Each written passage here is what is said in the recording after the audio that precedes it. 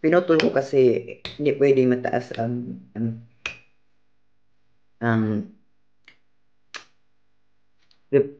part 1, part 2 ko lang.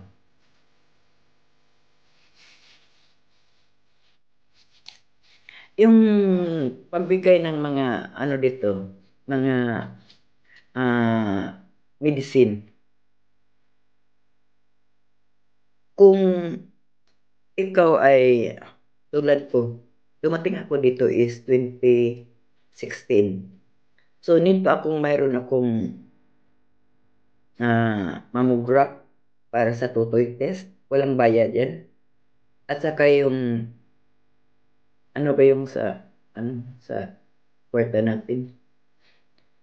Mayroon silang examination. Walang bayad din yan. Tawagan ka lang or mayroong letter papunta sa mailbox mo na Carmela Makacertified Tulan. You have to go there at that date, anong oras, anong araw, or date araw, ayun na, anong oras. Hindi ka na magpila-pila. So, punta ka doon before your time, schedule mo yung oras mo, tapos tawagan ka lang doon. Hindi na ka magpila-pila na lahat dito, lahat kahit magpunta ka pa sa passport mo or saan ka pupunta dito, lahat ay may schedule. Hindi ka na mag-apply pa man, nakatayo ka dyan, kailan ka, lahat dito ay systematic. So, wala ng mga pila-pila, wala ng... So, yung nangyari sa akin is, padalahan ako ng letter na, kasi once nga nakapunta ka na dito, meron kang personal identity. Sa ating is universal ID yan. Hindi nagmawa. Dito, pag dumating ka dito na ano ka na permanent ka na dito, meron ka ng personal identification, personal ID. Lahat ang gamitin yun ang hinahanap ko. Kung wala pa yung driver license yun, ang mas hinahanap pa yung personal identity kaysa driver license. Driver license is ano din yun pag mag-drive ka. Pero ako wala akong driver license sa Pilipinas, hindi na din ako nag-drive dito, so wala na akong driver license. So, pinadala ako ng letter sa mailbox na nagbigay ako ng sa sample ng yan pinadala ko. Magpadala din sila ng lalagyan, sobre, nakaano na tapos ko paglagay ng sample, balik mo lang sa box, tapos kunin na nila yan, doon sa Eka box, sa Eka, kunin nila yung lahat ng letter na pinadala. Tapos, i-ano nila yan, within 5 days, nakita na, send na nila ang result na wala, normal ang intestine ko, walang blood ang ano ko, buko. So, ang ganda dito kasi madali lang silang mag-respond sa mga result. At wala kang pera babayaran. So, yun ang pinaka naganda dito kasi walang hindi hassle sa buhay mo na mag-ano ka mag punta ka pa kasing tanda ka na. Kahit matanda-bata dito, wala. Kasi lahat dito ay schedule. At padala lang nila doon kasi yun ang sistema dito sa mga bansa. At sa mga tulad ng sinabi ko sa inyo is nakikinig ako sa mga problema doon sa hearing, sa mga YouTube, ang ingay daming mga tulad ko vlogger. Pero yung na-exaggerate yung mga news na about corruption, ang dami ng, kahit teacher may corrupt ng teacher. Tapos ano lang sa yung time natin na, mabuti lang ngayon meron yung before ko nag-retire, mayroon na bandiklak, pero minsan yung bandiklak, maano pa yun, ma-alter pa yun, alam ko ma-alter yun kasi, pero kung hindi ko marunong ng bandiklak kasi hindi ako ang inside sa bandiklak. Kasi meron kami, before ko na-retire, sa Korba, meron na kaming bandit club. Saka doon sa mga school na nalipatan ko sa ibang, sa Lala District, meron na kaming bandit club. So, kailangan before sa time, ano ka na, nakatamar. So, pag umalis ka tapos nag-ano ka ng time, that is corruption also. So, kahit konti-konti lang, sintabo is a corruption. Masintabo o mamilyon is a corruption. Dito kasi sa Sweden, hindi kang corrupt. Tulad ko. Kahit isang kusing wala akong tax dito, bakit? Wala akong trabaho. Pero yung perang dumating ano ko, 1,000 kroner, galing yan sa 1,000 or 500, 600.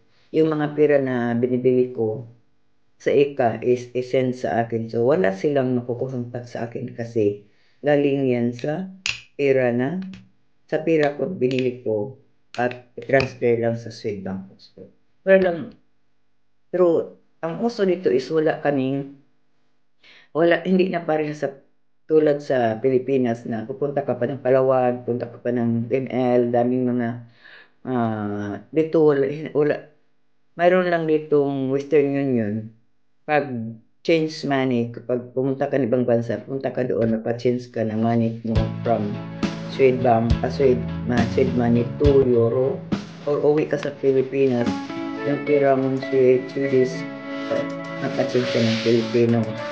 But ako, hindi kasi, pag dumating ako doon sa airport, gusto niya na ako doon inside sa airport. So, rin ako mag-change ng Philippine parehas. Yun. So, lahat dito ay prepared,